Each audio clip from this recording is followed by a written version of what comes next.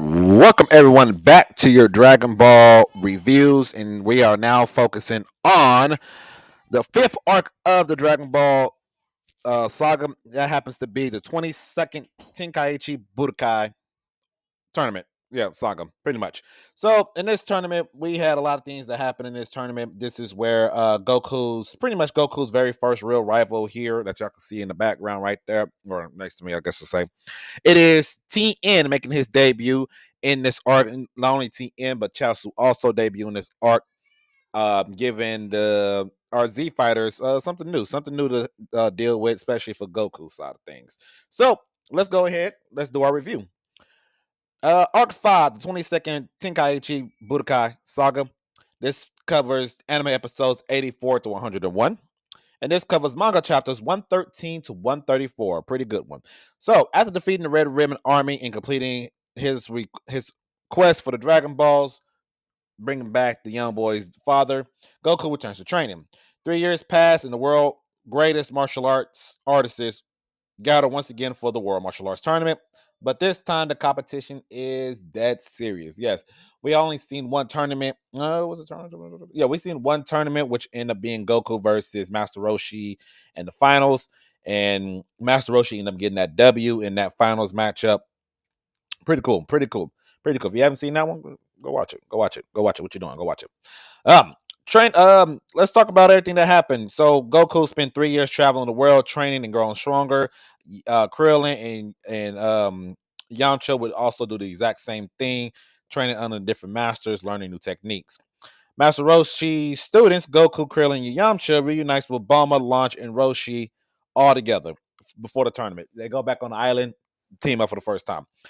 I believe if it's either this one, it's either this tournament or the next tournament after this one, where Master Roshi officially says that he can no longer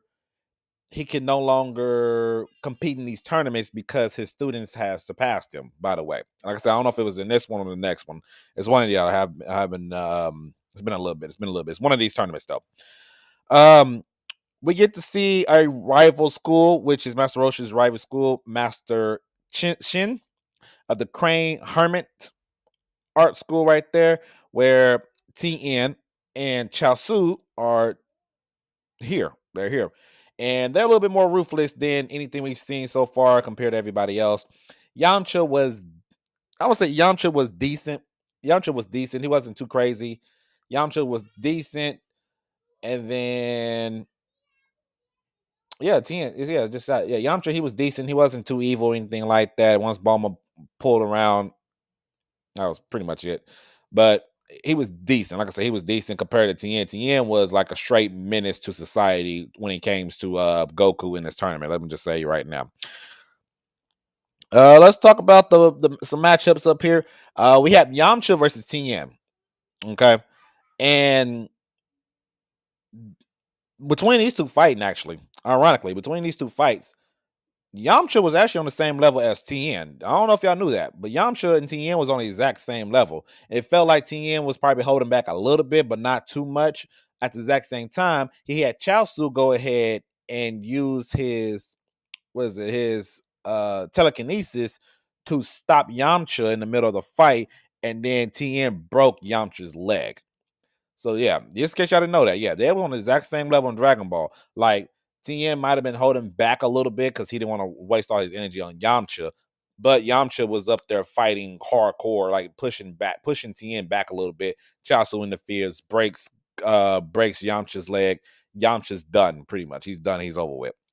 Okay, Master Roshi did fight in this tournament, so it'll be the next tournament. So the next tournament, Master Roshi fought Wolfman. Okay. Curlin fought Chaozu.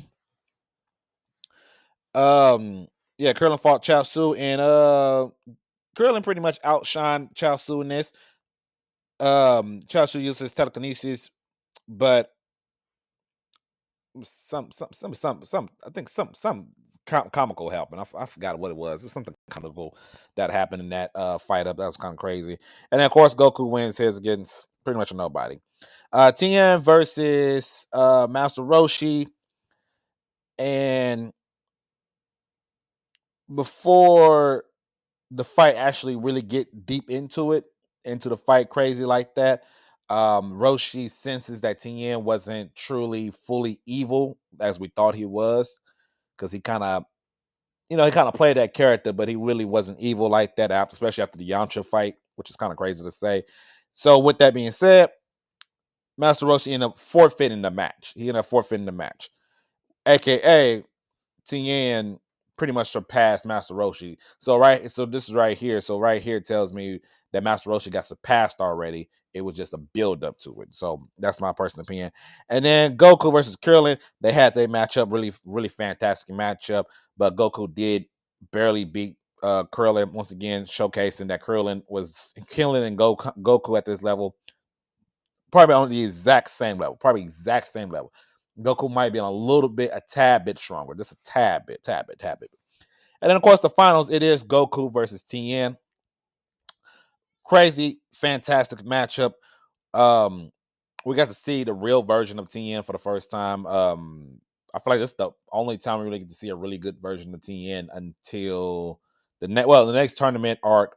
Tien does really well.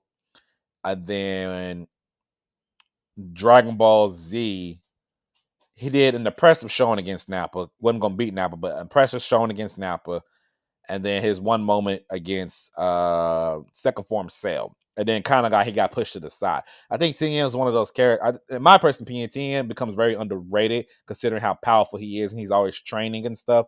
And they don't never take advantage of that. I think that's one of the biggest mistakes in Dragon Ball, was not taking more advantage of Tien and give him maybe maybe that same boost that Krillin got. Krillin's potential got unlocked, and now people think Krillin was stronger than Tien. I don't think so. I think Tien was still on the same level as Krillin, despite his potential not being fully unlocked. At the exact same time, Tien does run a school.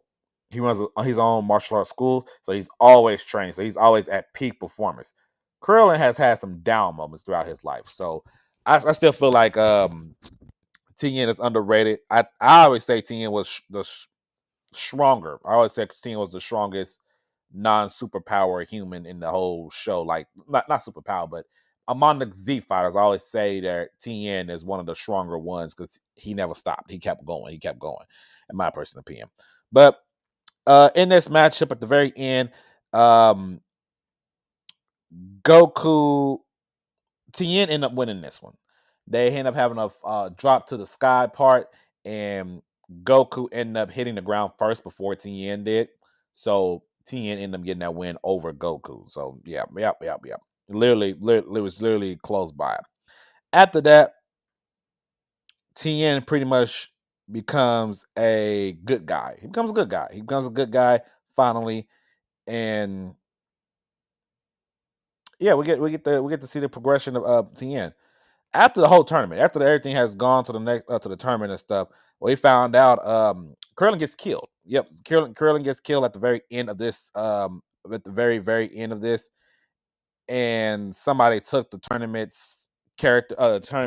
participants list, and that just starts up everything. That starts up the whole next arc, which will be the Demon King Piccolo's arc. So that will be the next arc that we will be covering in our reviews.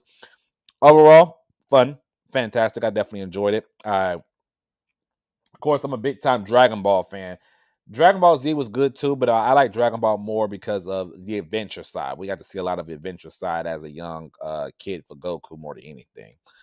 The tournament was really good. I enjoyed the tournament. The fight matchups and stuff was just clean, perfect, kind of like the way I like them anyway. No, really, not really controversial. Just seeing Chaozu being useful, that's impressive for me. That's impressive for me. Disrespectful. Well, yeah, disrespectful. But seeing him being useful makes this even better. Overall, good arc, definitely good art. Segue to the probably the most serious and most darkest moments of Dragon Ball is the Demon King Piccolo arc, especially with Curlin being killed at the very end. That's crazy, crazy, crazy. But we'll get there. We'll get there. Make sure you guys hit the like, comment, and subscribe. And I will catch y'all. It should for the next Dragon Ball episode. I think it would be probably Monday. It might be Monday, Sunday or Monday, one or the other. But we'll get to it. We'll get to it. I'll catch you on the next one.